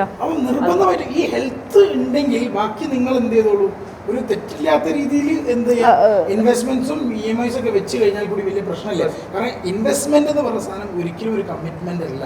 ഇപ്പൊ നിങ്ങളിപ്പോ ഒരു 1 lakh സാലറി ഉള്ള ഒരാളാണ്, 80,000 rupees എടുത്ത് ഒരു ഫിക്സ്ഡ് എക്സ്പെൻസ് ഉണ്ടായിക്കോട്ടെ, കുഴപ്പമില്ല, ഒരു ഹെൽത്ത് ഇൻഷുറൻസ് ഉണ്ടായാൽ മതി. 80,000 EMIയും നമ്മൾ ഇൻവെസ്റ്റ്മെന്റ് ഒക്കെ പോയിക്കോട്ടെ, കുഴപ്പമില്ല. നേരെ മറിച്ചിട്ട് എന്ത് ചെയ്യാണ്, 1 lakh സാലറി ഉള്ളതാണ്, 1,20,000 EMI ഉണ്ടെങ്കിലും ഈ 1,20,000 EMI കിട്ടുന്ന ക്രെഡിറ്റ് കാർഡ് അപ്പൊ ഈ പറഞ്ഞ പോലെ ഈ 1 lakh സാലറി 80,000 കമ്മിറ്റ്മെന്റ് ആക്കി. അപ്പൊ ചോദിക്കും, എനിക്ക് നാളെ ഇപ്പൊ എൻ്റെ ഒരു കല്യാണം വന്ന് അല്ലെങ്കിൽ വേറൊരു വീട് എന്നൊരു ആ സമയത്ത് ഈ ഇൻവെസ്റ്റ്മെന്റ് തൽക്കാലം പോസ് ചെയ്യാം. Investment is not a commitment. Okay, it's not a commitment. അതെന്താണ്, അത് നമ്മൾ സേവ് ചെയ്യുന്നതേ ഉള്ളൂ. SIP ഒരിക്കലും ഒരു കമ്മിറ്റ്മെന്റ് അല്ല. അപ്പൊ ഈ വീഡിയോ കാണുന്ന എല്ലാവരും എന്തെടുക്കുക, മിനിമം ഹെൽത്ത് ഇൻഷുറൻസ് എടുക്കാം. നമ്മൾ ശ്രദ്ധിക്കേണ്ടത് എന്താണെന്ന് പറഞ്ഞാൽ ഓൺലൈൻ പ്ലാറ്റ്ഫോംസ് എടുക്കാം, നല്ലൊരു ബ്രോക്കർ ത്രൂ എടുക്കാം. അത് ക്ലെയിം ചെയ്യുന്ന സമയത്ത് നമുക്ക് തലവേദനകളുണ്ടാവും. ഒരു ബ്രോക്കർ ത്രൂ ഹെൽത്ത് ഇൻഷുറൻസ് എടുത്തു കഴിഞ്ഞാൽ നമുക്കത് ക്ലെയിം ചെയ്യുന്ന സമയത്ത് പേപ്പർ സെറ്റിൽമെന്റ്സ് ആണെങ്കിലും എല്ലാ കാര്യങ്ങളും ഒരു ഫിസിക്കൽ ഓഫീസർ അയച്ച് കസ്റ്റമർ കെയറിനെ വിളിച്ച്, കാരണം ഒരു ഹെൽത്ത് ഇൻഷുറൻസ് നമ്മൾ ക്ലെയിം ചെയ്യേണ്ട സമയത്ത് എമർജൻസി വരുമ്പോൾ നമ്മൾ ആകെപ്പാട് എന്താ ചെയ്യേണ്ടതെന്നറിയില്ല. അപ്പൊ ലാസ്റ്റ് വീക്ക് ആകെ മോക്ക് ചെറിയൊരു പരിക്കാ പറ്റിയത്, നാവിന് ഒരു ചെറിയ പരിക്കാ. നമുക്ക് ബില്ല് വന്നത് 80,000 rupees. ജസ്റ്റ് ഒരു പ്ലാസ്റ്റിക് സർജറി ചെയ്യേണ്ട അത് ചെറിയ മോളല്ലേ. പക്ഷെ ഈ ഒരു ഏജന്റ് ഉള്ളത് കൊണ്ട് എനിക്കൊന്നും ആലോചിക്കണ്ട. അവർ പറഞ്ഞു, മാം ഒരു പേടിയും പേടിക്കണ്ട, ഐ വിൽ ക്ലോസ് ഇറ്റ്. പാനിക്കായിട്ട് ക്യൂ നിൽക്കുക, ഏത് പേപ്പർ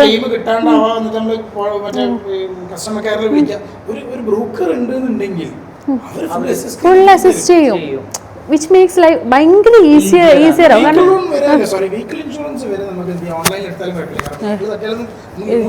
വലിയ ഇതില്ല. കേസിൽ വരുമ്പോൾ നമുക്ക് എന്തെങ്കിലും സംഭവിച്ചുകൊണ്ട് നിൽക്കുന്ന സമയത്ത് നമ്മൾ പോയിട്ട് ക്ലെയിം എടുക്കാം. കാരണം നിങ്ങൾക്ക് നോക്കുമ്പോൾ പ്രീമിയത്തിന് മുകളിൽ എങ്ങനെ പോയാലും ഒരു ഡിഫറൻസ് കാണാം. അപ്പോൾ നിങ്ങളിപ്പോൾ ഒരു ഫിസിക്കൽ ഓഫീസിൽ വന്നിട്ട് നിങ്ങൾ എന്ത് ചെയ്യാണ്, ഒരു ഇൻഷുറൻസ് എടുക്കാണ്. നേരെ മറിച്ച് നിങ്ങൾ ഓൺലൈൻ സൈറ്റ്സിൽ പോയിട്ട് ഇൻഷുറൻസ് എടുക്കാണ്, you will see a difference. 20% difference കാണാം, പക്ഷെ 20% കൊടുക്കുന്നത് പിന്നെ എപ്പോഴും നിങ്ങൾ ഈ ലൈഫ് ഇൻഷുറൻസ് എടുക്കുന്നത് വളരെ നല്ല കാര്യമാണ്. ഒരു സേഫ്റ്റി തന്നെയാണ്, നമ്മുടെ ഫാമിലിക്ക് വേണ്ടിയുള്ള സേഫ്റ്റിയാണ്. അതിൽ റിട്ടേൺ ഓഫ് പ്രീമിയം എന്ന് പറഞ്ഞൊരു ഓപ്ഷൻ ഉണ്ട്. റിട്ടേൺ ഓഫ് പ്രീമിയം എന്ന് പറഞ്ഞു കഴിഞ്ഞാൽ നമ്മളിപ്പം ഒരു 1 CR ഒരു 30 വയസ്സുള്ള ഒരാൾക്ക് അല്ലെങ്കിൽ 32 വയസ്സുള്ള ഒരാൾക്ക് 1 CR ടോട്ടൽ കോർപ്പസ് കിട്ടുന്ന ഒരു ലൈഫ് ഇൻഷുറൻസ് എടുക്കണമെങ്കിൽ ഒരു 10 കൊല്ലത്തേക്ക് അല്ലെങ്കിൽ ഒരു 10 കൊല്ലം 40,000 രൂപ വെച്ച് അടിച്ചു കഴിഞ്ഞാൽ നിങ്ങൾക്ക് എന്ത് കിട്ടും? 1 CR കവറേജ് കിട്ടും. അത് നിങ്ങൾക്ക് എത്ര വയസ്സ് വരെ വേണമെങ്കിൽ ഇപ്പോൾ ഒരു 30 വയസ്സുള്ള ഒരാൾ ഇപ്പോൾ ഒരു 30 ഇയേഴ്സ് ഇപ്പോൾ നിങ്ങൾക്ക് 30 ഇയേഴ്സ് എന്ന് പറഞ്ഞു നിങ്ങൾ 40ാമത്തെ വയസ്സ് വരെ ഒരു 40,000 രൂപ വെച്ച് അടിച്ചു കഴിഞ്ഞാൽ ടോട്ടൽ 4 lakhs ആണ് അടിക്കുന്നത് 10 കൊല്ലത്തേക്ക്. നിങ്ങൾ 70ാമത്തെ വയസ്സ് വരെ മരിക്കുന്നത് അതിനുള്ളിൽ എന്തെങ്കിലും സംഭവിച്ചു പോയി കഴിഞ്ഞാൽ നിങ്ങളുടെ ഫാമിലിക്ക് എന്ത് കിട്ടും? 1 CR. അല്ലെങ്കിൽ 70ാമത്തെ വയസ്സിൽ നിങ്ങൾക്ക് എന്ത് തിരിച്ചു കിട്ടും? ഈ ഒരു ടൈപ്പ് ഓഫ് പോളിസി നമ്മൾ ഒരിക്കലും എടുക്കാൻ പാടില്ല. ഇതിന് പറയാം റിട്ടേൺ ഓഫ് പ്രീമിയം. ഇത് തിരിച്ചു കിട്ടുന്ന പൈസ ഈ 4 ലക്ഷം നമുക്ക് 70ാമത്തെ വയസ്സിൽ 4 ലക്ഷം. പക്ഷെ നിങ്ങൾക്ക് എന്ത് ചെയ്താൽ മതി? ഇന്ന് 33,000 രൂപ വെച്ച് 10 കൊല്ലം അടിക്കുകയാണെങ്കിൽ which is 7,000 rupees per annum കുറച്ചടിക്കുകയാണെങ്കിൽ നിങ്ങൾക്ക് എന്ത് കിട്ടും? റിട്ടേൺ ഓഫ് പ്രീമിയം ഇല്ലാത്ത 1 CR ഒരു പോളിസി കിട്ടും. എന്നിട്ട് ഈ 7,000 രൂപ നിങ്ങൾ എന്ത് ചെയ്യുക? എല്ലാ കൊല്ലവും മ്യൂച്വൽ ഫണ്ടിൽ ഇട്ട് വെക്കുക. അതൊരു 40 കൊല്ലം കഴിഞ്ഞാൽ വലിയ പൈസ ഈ 1 കോടി രൂപയുടെ അടുത്തുണ്ട് ഏകദേശം ആവും. നിങ്ങൾക്ക് കിട്ടാനുള്ള ഈ എന്താ പറയാ ലൈഫ് ഇൻഷുറൻസ് പൈസ എടുത്ത് തന്നെ കോമ്പൗണ്ട് ചെയ്ത് അത് കോമ്പൗണ്ടിങ് ചെറുതൊന്നല്ല. 5 ലക്ഷം രൂപ 4 കൊല്ലം കൊണ്ട് അല്ലെങ്കിൽ 4-5 കൊല്ലം കൊണ്ട് ഇരട്ടിയാവുന്ന കൂട്ടിക്കോളും. 15% CAGR 15% നമുക്ക് ആനുവൽ ഗ്രോത്ത് ഉണ്ടെങ്കിൽ 5 കൊല്ലം കൊണ്ട് ഏകദേശം 4.5 കൊല്ലം കൊണ്ട് ഒന്ന് ഡബിൾ ആവും. 4.5 കൊല്ലം കൊണ്ട് 5 എന്താവണത് 10 ആവും. 10 പിന്നെ എന്താവും 20, 20 40 ആവും, 40 80 ആവും, 80 160, 320, 640, 1280. ഇതിങ്ങനെ കോമ്പൗണ്ടിങ് പവർ എന്ന് പറഞ്ഞാൽ ചെറുതല്ല. ആൾക്കാർ ലോൺ എടുത്ത് പൊട്ടിപ്പോയി എന്ന് പറയുന്നത് പലിശന്റെ മുകളിൽ പലിശ കയറിയിട്ടാണ് ഞാൻ നശിച്ചു പോയതെന്ന് പറയുന്നത്. അതുപോലെ ഈ മ്യൂച്വൽ ഫണ്ട് ഇൻവെസ്റ്റ്മെന്റ് എന്ന് പറഞ്ഞു കഴിഞ്ഞാൽ it's A compound, it's magic. ലാഭത്തിന്റെ മുകളിൽ ലാഭം ഇങ്ങനെ കയറി പോവുക ചെയ്യുന്നത്. അത് ശരിക്കും നമ്മൾ ചെക്ക് ചെയ്യേണ്ട സാധനമാണ്. ശരിക്കും എല്ലാവരും പഠിക്കണം അല്ലേ? വാട്ട് ഈസ് ഹാപ്പനിങ്, എന്താണ് ഇതിന്റെ ഓരോ അഡ്വൈസറും ആണ്. അപ്പോൾ നമ്മളൊരു കമ്പനി സ്റ്റാർട്ട് ചെയ്യുന്ന സമയത്ത് തന്നെ നമ്മൾ പ്ലാൻ ചെയ്തതാണ് നമ്മൾ എല്ലാ മാസവും ഫിനാൻഷ്യൽ അഡ്വൈസറുമായിട്ടൊരു മീറ്റിംഗ് ഇരിക്കും എന്നുള്ളതും. കാര്യം ഞാൻ പഠിച്ച സൈക്കോളജിയിൽ അപ്പുറം എനിക്ക് ചിലപ്പോൾ സൈക്കോളജിയിൽ പല സാധനങ്ങളും പറഞ്ഞു തരാൻ അറിയായിരിക്കും, അല്ലെങ്കിൽ ആലോചിക്കാൻ അറിയായിരിക്കും, ആ ആംഗിളിൽ തിങ്ക് ചെയ്യാൻ പറ്റും. പക്ഷേ ഫിനാൻസ് എന്ന് പറയുന്നത് ഞാൻ എൻ്റെ 10ാം ക്ലാസ്സിന് ശേഷം മാത്സ് പോലും പഠിക്കാത്ത ആളാണ്. അത്രയും നമുക്കിതിനെക്കുറിച്ചിട്ട് ഒരു നോളജോ അല്ലെങ്കിൽ എക്സ്പോഷറോ ഇല്ല. വീട്ടിൽ അങ്ങനെ ഒരു ഡിസ്കഷൻസും നടക്കുന്നില്ല. ഈവൻ ഹസ്ബൻഡും വൈഫുമായിട്ട് അങ്ങനെ ഒരു ഡിസ്കഷൻ നടക്കുന്നുണ്ടോ എന്ന് പോലും ചോദിച്ചു കഴിഞ്ഞാൽ അധിക ഫാമിലിയിലും വെരി റെയർ ആയിട്ടായിരിക്കും നടക്കുന്നുണ്ടാവും.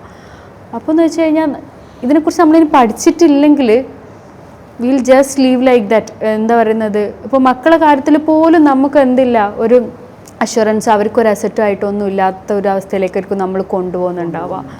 കൃത്യമായിട്ട് നമ്മൾ ഫ്യൂച്ചറിൽ എത്ര പ്ലാൻ ചെയ്തിട്ടാണ് ജീവിക്കുന്നത് അതേപോലെ തന്നെ ഫിനാൻസിനെ നമ്മൾ കൃത്യമായിട്ട് ഡിസിപ്ലിനായിട്ട് കൊണ്ടുപോകേണ്ടതായിട്ടുണ്ട്. ഈ ഫിനാൻഷ്യൽ പ്രോബ്ലം ആരും വലിയൊരു പ്രോബ്ലം ആയി കാണാത്ത. ഇപ്പോൾ മാമിൻ്റെ അടുത്ത് ആൾക്കാർ കൺസൾട്ട് ചെയ്യാൻ വരാണെങ്കിൽ തന്നെ ആരും ഫിനാൻഷ്യൽ ഒരു പ്രോബ്ലം ഫിനാൻഷ്യൽ എനിക്കൊന്നും ചെയ്യാൻ പറ്റില്ല എന്ന് പറഞ്ഞിട്ട് വരുന്നവർ വളരെ കുറവായിരിക്കും. നേരെ മറിച്ചിട്ട് എന്ത് ചെയ്യുന്നുണ്ടോ പേഴ്സണൽ കുറേ ഇഷ്യൂസ് ഒട്ടുമിക്ക ഞാനിപ്പോൾ പറയുന്നത് ചിലപ്പം ഷാറുഖ് ഖാനൊക്കെ പറഞ്ഞിട്ടുണ്ട് മണി ഉണ്ടെങ്കിൽ തീർക്കാൻ പറ്റും. ഇന്ന് മറ്റേത് മണി ഉണ്ടാവില്ല, സമാധാനം ഉണ്ടാവില്ല. അറ്റ്ലീസ്റ്റ് ഒരു സമാധാനം പോയി കഴിഞ്ഞാൽ മണി ഉണ്ടല്ലോ, അതിനെക്കൊണ്ട് വാങ്ങാൻ പറ്റും നോക്കാം, എനിക്ക് സന്തോഷമുള്ള എന്തെങ്കിലും കാര്യങ്ങൾ പോയി ചെയ്തിട്ട് ഈ സാധനങ്ങൾ മറക്കാൻ നോക്കാം. അതെന്തെങ്കിലും ഉണ്ടല്ലോ, അത് ട്രൂ ആണോ സൈക്കോളജിയിൽ? എങ്ങനെ മണി ഉണ്ടെങ്കിൽ അല്ല ഞാൻ പറയുന്നത് വെച്ചാല് മണിയും ഇല്ല സമാധാനവും ഇല്ല. അതില് തൊയ്യബ് ചോദിച്ചൊരു കാര്യം അതന്നെ, മണീന്റെ കാര്യത്തിൽ ആൾക്കാർ എന്ത് ചെയ്യൂല, ടെൻഷൻ, അത് അവോയ്ഡൻസ് എന്ന് പറയുന്നൊരു സാധനം വരുന്നത്. ഞാൻ നേരത്തെ പറഞ്ഞതുപോലെ നെഗ്ലിജൻസും ആണ്, ആ ചിന്തയെ വെക്കുന്നില്ല. എൻ്റെ ബാങ്കിൽ എത്ര ബാലൻസ് ഉണ്ടെന്നുള്ളത് എന്തൊക്കെയോ ഒരു പ്രശ്നം അതിലുണ്ടെന്ന് എല്ലാവർക്കും ഉള്ളിൽ അറിയാം, ഞാനിതിനെ കുറിച്ചിട്ട് മര്യാദയ്ക്ക് നോക്കുന്നില്ല എന്നുള്ളത്. പക്ഷെ അവരിത് കണക്ക് കൂട്ടിയിരിക്കാൻ പോലും എല്ലാവരോടും നമ്മളിപ്പോൾ ഈ വീഡിയോ കാണുന്ന ആൾക്കാരോട് ചോദിക്കുകയാണ്, നിങ്ങൾ എപ്പോഴെങ്കിലും ഇരുന്നിട്ട് നിങ്ങളുടെ മൊത്തം ഇത് കാൽക്കുലേറ്റ് ചെയ്തിട്ടുണ്ടോ? അപ്പോൾ ലാസ്റ്റ് മന്ത് ഞാൻ എൻ്റെ ഫിനാൻഷ്യൽ അഡ്വൈസറോട് പറഞ്ഞ് എനിക്ക് തന്നെ ഇതിനൊരു കിട്ടുന്നില്ല, ഒരു കാൽക്കുലേഷൻ കിട്ടുന്നില്ല. കാരണം എനിക്കിതിനെ എങ്ങനെ ഡിവൈഡ് ചെയ്യണം എന്നറിയില്ല. അതുകൊണ്ട് നിങ്ങൾ കൃത്യമായിട്ട് എന്നോട് പറഞ്ഞു തരണം, ഞാൻ എങ്ങനെ SIPയിൽ ഇത്ര % ഇതിനെ ഇതിനെ പല ബാങ്ക് ഉണ്ടാവും. ഒരാൾക്ക് ചിലപ്പോൾ 4 ബാങ്ക് അക്കൗണ്ട് ഉണ്ടാവും, മറ്റേ ഇതിലുണ്ട്. കുറേ എണ്ണത്തിൽ നമ്മൾ പ്രത്യേകിച്ച് നമ്മുടെ ഈ ഗൂഗിൾ പേ, ഫോൺ പേ പോലെ കാര്യങ്ങൾ വന്നതിന് ശേഷം വി ആർ ജസ്റ്റ് ക്ലിക്കിങ്. നമ്മൾ തന്നെ അറിയുന്നില്ല എന്താ കയ്യിൽ ബാക്കിയുള്ളത്, എന്താ കയ്യിൽ ബാക്കിയില്ലാത്തത് എന്നുള്ളത്. അപ്പോൾ അവയർനെസ് ഉണ്ടാവണം നമ്മൾ എങ്ങനെ സ്പെൻഡ് ചെയ്യുന്നു എന്നുള്ളതിനെ കുറിച്ചിട്ട്. അപ്പോൾ ഇപ്പോൾ തൊയ്യബ് ചോദിച്ച ചോദ്യം എന്ന് പറഞ്ഞാൽ ഇതിനെക്കുറിച്ച് ആർക്കും ഒരു ടെൻഷനില്ല. ബാക്കി എല്ലാത്തിനെ കുറിച്ചിട്ടും ടെൻഷനുണ്ട്. വേദന വന്ന് നമ്മൾ കാണിക്കാൻ പോകും, പിന്നെ മാനസിക ബുദ്ധിമുട്ട് വന്നു കഴിഞ്ഞാൽ കൗൺസിലിങ്ങിന് വരെ ആൾക്കാർ പോകുന്നുണ്ട്. പക്ഷേ എന്തിനില്ല, ഫിനാൻഷ്യൽ പ്ലാനിങ്ങോ ഈ ഒരു സാധനത്തിനെ കുറിച്ചിട്ട് എനിക്കൊരു അറിവില്ല എന്ന് പറയുന്ന സമയത്ത് അതിൻ്റെ ഒരു അഡ്വൈസ് എടുക്കാൻ പോലും നമ്മൾ എന്ത് ചെയ്യുന്നില്ല, ഇനീഷ്യേറ്റീവ് എടുക്കുന്നില്ല എന്നുള്ളൊരു എന്താ പറയുന്നത്, അത്രയും അതിനെക്കുറിച്ച് നെഗ്ലിജൻസ് ഉണ്ട്. പിന്നെ അതിനെക്കുറിച്ച് അറിയുന്ന ആൾക്കാരും അതിപ്പോൾ വേണ്ട, പിന്നെ ആവാം എന്ന് പറയുന്ന ഇടത്തിലാണ് അതിലെപ്പോൾ പ്രോകാസ്റ്റിനേഷനും. കാരണം this is not that important area of my life. അത്ര പ്രശ്നം ഇത് ഇപ്പം ഡിസ്കസ് ചെയ്യേണ്ട കാര്യമില്ല. പിന്നെ എനിക്ക് അത്ര വയസ്സൊന്നും ആയിട്ടില്ലല്ലോ, ഐ എം ജസ്റ്റ് 30. 40-ലോ 50-ലോ ആലോചിക്കേണ്ട കാര്യമില്ല. അത്ര സിമ്പിളാക്കിയിട്ടാണ് ആൾക്കാർ ഈ കാര്യങ്ങളെ കീപ്പ് ചെയ്യുന്നതെന്നുള്ളതാണ്. അപ്പോൾ അതും വലിയതായിട്ട് ഇൻഫ്ലുവൻസ് ചെയ്യാനുള്ളൊരു കാര്യമാണ്. ഈ GPay ട്രാൻസാക്ഷൻസ് ആൾക്കാർ ചെയ്തുകൊണ്ട് നിൽക്കുമ്പോൾ ചറപറാന്ന് പറഞ്ഞിട്ട് ഇങ്ങനെ ചെയ്തുകൊണ്ട് നിൽക്കുകയാണ്, അങ്ങോട്ടേക്ക് അയക്കുക.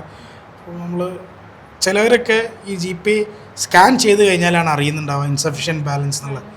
അതിന് നമുക്ക് എങ്ങനെ ഈ സൈക്കോളജിയായിട്ട് റിലേറ്റ് ചെയ്തിട്ട് എങ്ങനെ ആ ഒരു ഹാബിറ്റ് മാറ്റിയെടുക്കാൻ പറ്റും?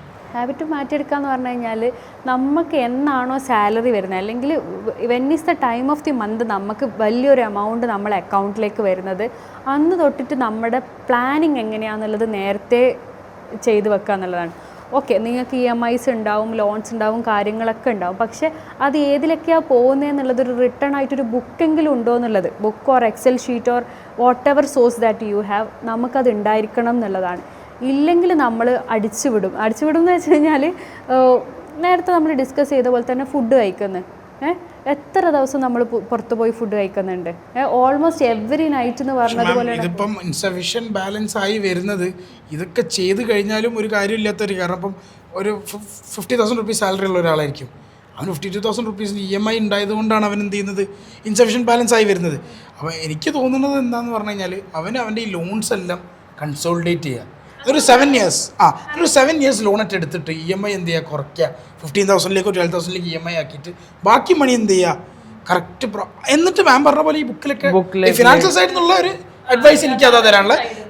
മാം പറഞ്ഞ അഡ്വൈസ് സൈക്കോളജിക്കൽ. അപ്പോൾ അത് ഈ രണ്ട് സാധനം കോമ്പിനേഷൻ വന്നു കഴിഞ്ഞാൽ ചിലപ്പോൾ പെർഫെക്റ്റ് ആവും. ഇപ്പോൾ കുറേ പേരുണ്ട് എന്തുകൊണ്ട് ബുദ്ധിമുട്ടുന്നു, ലോണ് കൊണ്ട് ബുദ്ധിമുട്ട്. കാരണം സാലറിയും ലോണും ഈക്വൽ ആയിരിക്കും സംഭവം. ലോണും 10 months 12 months ലോൺ ആയിരിക്കും, കൺസ്യൂമർ ലോൺസ് ആയിരിക്കും അധികം ഉണ്ടാവുക. പക്ഷേ 50,000 ലോൺ ഉണ്ടാവും. അല്ല, ഈ സാലറിനോട് സിമിലർ ആയിട്ടുള്ള ലോണുള്ള ആൾക്കാരും സംഭവം ഈ കിട്ടുന്ന 50,000 മൊത്തം ലോണിന് കൊണ്ടുപോയി കൊടുക്കണം. പക്ഷെ മനസ്സിലെങ്ങനെയല്ലെന്നറിയുമോ, എനിക്ക് ഓൾറെഡി 50,000 ബാക്കിയുണ്ട് എന്നുള്ളത് ആലോചിച്ചു. ഈ സാലറി ബാക്കിയുള്ള എമൗണ്ട് ആയിട്ടാണ് കാണുന്നത്. അപ്പോൾ എന്നിട്ട് സ്പെൻഡ് ചെയ്യുന്നത് എങ്ങനെ പറയുക, ഞാൻ 50,000 രൂപ ശമ്പളമുള്ള ആളെ പോലെയാണ് സ്പെൻഡ് ചെയ്തത്. പക്ഷേ ഈ 50,000 ആക്ച്വലി എൻ്റെ ശമ്പളമായിട്ട് ബാക്കിയുള്ളതല്ല, ഞാൻ ഓൾറെഡി അത് എന്താണ് വേറെ സ്ഥലത്ത് ഗ്രൂപ്പൊന്നും ഇറങ്ങാൻ പറ്റിയ ആകെയുള്ള ഒരു വഴി ഇതാണ്. അവർക്ക് നല്ലൊരു സാലറി ഉണ്ട്, നല്ലൊരു ജോബ് ഉണ്ട് എന്നുണ്ടെങ്കിൽ അവൻ ഇപ്പം കാണുന്നതിരിക്കും 50,000 തന്നെ എന്തായിരിക്കും ലോണായിരിക്കും. അതൊരൊറ്റ രീതിയിൽ എന്ത് ചെയ്യുക, അത് സംഭവം ഒരു കൊല്ലത്തെ ലോണിക്കും. പക്ഷെ ഒരു കൊല്ലം ഈ ടെൻഷനും പ്രഷറും അടിച്ച് പോകണ്ടേ. പക്ഷേ 12 months അല്ലെങ്കിൽ 18 months ലോൺ ആയിരിക്കും. അത് നേരെ മറിച്ചിട്ട് എന്ത് ചെയ്യുക, ഒരു 84 months അല്ലെങ്കിൽ ഒരു 60 months ലോൺ ആക്കുക, കുറച്ച് വലുതാക്കുക, എന്നാൽ ഒരു ബ്രീത്തിങ് സ്പേസ് കിട്ടും. എന്നിട്ട് എന്ത് ചെയ്യുക, EMI കുറച്ചിട്ട് ഈ പറഞ്ഞ പോലെ ബുക്കിൽ എഴുതി കറക്റ്റ് സേവിങ്സ് കൂടി ആക്കി കഴിഞ്ഞാൽ ഇനി അങ്ങോട്ടേക്ക് എന്ത് ചെയ്യുക, ഇത് തീർന്നവരെങ്കിലും പുതിയ ലോൺ അത്യാവശ്യത്തിന് എടുക്കണം. ഇപ്പം ഒരു ഫോൺ പൊട്ടി ഇപ്പം കഴിഞ്ഞ് ഒന്നും ചെയ്യാൻ പറ്റാണ്ടായി, അങ്ങനെ ആകുമ്പോൾ എന്ത് ചെയ്യുക, ഒന്ന് എടുക്കുക. അപ്പോഴത്തേക്കും മറ്റേ ക്യാപിറ്റൽ ഇൻട്രസ്റ്റ് ഇങ്ങനെ അടിച്ചടിച്ച് കുറഞ്ഞു വരും. അപ്പോൾ ഈ ഒരു ലൂപ്പിൽ നിന്ന് ഇറങ്ങി ആകെയുള്ള ഒരു വഴി ഇതാണെന്ന് എനിക്ക് തോന്നുന്നത്. ഇന്ന് മാർക്കറ്റിൽ കുറേ ആൾക്കാർ, കുറേ ഏജൻസ് ഉണ്ട്, ലോൺസ് എല്ലാം കൺസോളിഡേറ്റ് ചെയ്തിട്ട് എന്ത് ചെയ്യുന്നത്, ഒറ്റ ലോണാക്കി വലിയ ലോണാക്കി കൊടുത്തിട്ട് EMI കുറച്ചെടുക്കും. ഈ നോ കോസ്റ്റ് EMI എന്ന് പറയുന്നത് നമ്മളൊരു ലൂപ്പിലേക്കാണ് കൊണ്ടെത്തിക്കുന്നത്. 100% ടൈം നമുക്ക് എന്താ ചെയ്യുന്നത്, credit card is the best thing. ഞാൻ ക്രെഡിറ്റ് കാർഡ് യൂസ് ചെയ്യാൻ തുടങ്ങിയിട്ട് ഇപ്പോൾ 6 കൊല്ലമായിട്ടുണ്ടാവും. പക്ഷെ എനിക്ക് 6 കൊല്ലം കൊണ്ട് ക്രെഡിറ്റ് കാർഡിനെ കൊണ്ട് കിട്ടിയ ബെനിഫിറ്റ്സ് ചെറുതൊന്നുമല്ല. എനിക്ക് ഹോട്ടൽ സ്റ്റേസ് ഫ്രീ കിട്ടുന്നുണ്ട്, പോയിന്റ്സ് കിട്ടുന്നുണ്ട്, ഫ്ലൈറ്റിന് എനിക്ക് ഡിസ്കൗണ്ട് കിട്ടുന്നുണ്ട്, ഫ്ലൈറ്റ് ഞാൻ ഫ്രീ ട്രാവൽ ചെയ്യുന്നുണ്ട്. പക്ഷെ അത് ഉപയോഗിക്കേണ്ട രീതിയിൽ ഉപയോഗിക്കണം. നമ്മളെ വരവും പേയ്മെന്റും അതിന്റെ പ്രോപ്പർ പേയ്മെന്റ് ആവണം. ഈ മിനിമം ബാലൻസ് ഡ്യൂല് റെഡി ആവാൻ പോകുന്നില്ല. അപ്പൊ ക്രെഡിറ്റ് കാർഡ് മിനിമം ഡ്യൂ അടിച്ചു കഴിഞ്ഞാൽ ബാങ്കിൽ നിന്നുള്ള വിളി മാത്രം നിൽക്കുള്ളൂ. ഇൻട്രസ്റ്റ് മീറ്റർ എന്തെങ്കിലും നിൽക്കൂല. 1 lakhന്റെ ഇതിന് എനിക്ക് 5,000 റുപ്പീസ് ഒക്കെ മിനിമം ഡ്യൂ അടിച്ചാൽ ഈ മിനിമം ഡ്യൂ അടിച്ചു കഴിഞ്ഞാൽ ബാങ്കിൽ നിന്നുള്ള വിളി നിൽക്കും. പക്ഷെ ബാക്കി 95,000 നിങ്ങളെ മീറ്റർ റണ്ണിങ് 20-22% ഇൻട്രസ്റ്റിനാണ് ഓടുന്നത്. അപ്പോൾ ഡെഫിനറ്റ്ലി ഏതൊരു വീട്ടിലും നമ്മൾ ഇതിൻ്റെ ഒരു എന്താ പറയുക അങ്ങനെ ഒരു കൾച്ചർ കൊണ്ടുവരണം, ഒരു ഫിനാൻഷ്യൽ ഡിസിപ്ലിൻ കൾച്ചർ കൊണ്ടുവരണം എന്നുള്ളതാണ്. കുട്ടികൾ മുതൽ നമുക്ക് തുടങ്ങാം. ഇനി അല്ല നമ്മൾ ആ ഒരു മാറ്റത്തിന് ആയിട്ടില്ലെങ്കിൽ നമ്മളെല്ലാവരും ഇന്ന് തൊട്ടിട്ട് ആ ഒരു മാറ്റത്തിന് തയ്യാറെടുക്കുക എന്നുള്ളതാണ് നമുക്ക് എല്ലാവർക്കും ചെയ്യാൻ പറ്റുന്ന ഒരു ഗുഡ് ബിഹേവിയറൽ ചേഞ്ച് എന്ന് പറയുന്നത്. ഇപ്പോൾ ബിഹേവിയറൽ ചേഞ്ച് വന്നാൽ തന്നെ ഫിനാൻഷ്യൽ ഡിസിപ്ലിൻ വരും. അതെ, എന്തായാലും വരും. ഇപ്പം ഒരു മനുഷ്യനിപ്പം എന്ത് നോക്കുകയാണെങ്കിലും everything is connected to discipline. അതെ. അപ്പം ഈ നിങ്ങൾ പറഞ്ഞ പോലെയുള്ള ഈ ബിഹേവിയറൽ ചേഞ്ച് വന്നാൽ ഫിനാൻഷ്യൽ ഡിസിപ്ലിൻ വരും. നമ്മൾ കാപ്പൻഡെക്സിൻ്റെ ഭാഗത്തുനിന്ന് നമുക്ക് ചെയ്യാൻ പറ്റുന്ന എല്ലാ സപ്പോർട്ടും നമ്മൾ വെബിനാർസ് കണ്ടക്ട് ചെയ്യുക, നമ്മൾ എന്ത് ചെയ്യുക, ഓരോരോ അവയർനെസ് ക്ലാസ് ക്രിയേറ്റ് ചെയ്യുക, അവയർനെസ് ആഡ് പോവുക, ആൾക്കാരെ കൊണ്ട് ഇൻവെസ്റ്റ് ചെയ്യിപ്പിക്കുക, ഇൻവെസ്റ്റ് ചെയ്തിട്ട് അവർ വെൽത്ത് ക്രിയേറ്റ് ചെയ്ത് ആ വെൽത്ത് എൻജോയ് ചെയ്ത് നമ്മൾ കാണാൻ പറ്റും. ഞാൻ എൻ്റെ സെയിൽസ്മാൻമാരോട് എപ്പോഴും പറയുന്നൊരു കേസാണ്, നിങ്ങളൊരു മ്യൂച്വൽ ഫണ്ട് വിറ്റോളൂ, 20 കൊല്ലം കഴിഞ്ഞാൽ അദ്ദേഹത്തിന് മുഖത്ത് നോക്കി നിങ്ങൾക്ക് എന്തായാലും തല വിൽക്കേണ്ട ആവശ്യം വരില്ല. നിങ്ങൾ ഭയങ്കര പ്രൗഡായിരിക്കും. അയാൾ നിങ്ങളെ കുറിച്ച് പറയുന്നത് കേൾക്കുമ്പോൾ നിങ്ങൾ തന്നെ നിങ്ങൾക്ക് feel proud of your self. അപ്പം ആ ഒരു ഇതിൽ നമ്മൾ കാപ്പൻഡെക്സ് നമ്മൾ മുന്നിലേക്ക് നീങ്ങാം. Okay, definitely. അപ്പം എല്ലാവർക്കും ഈ ഒരു വീഡിയോ കാരണം ഹെൽപ്ഫുൾ ആവട്ടെ എന്ന് നമ്മൾ ആശംസിക്കുന്നു. Let's meet some other time. Thank you.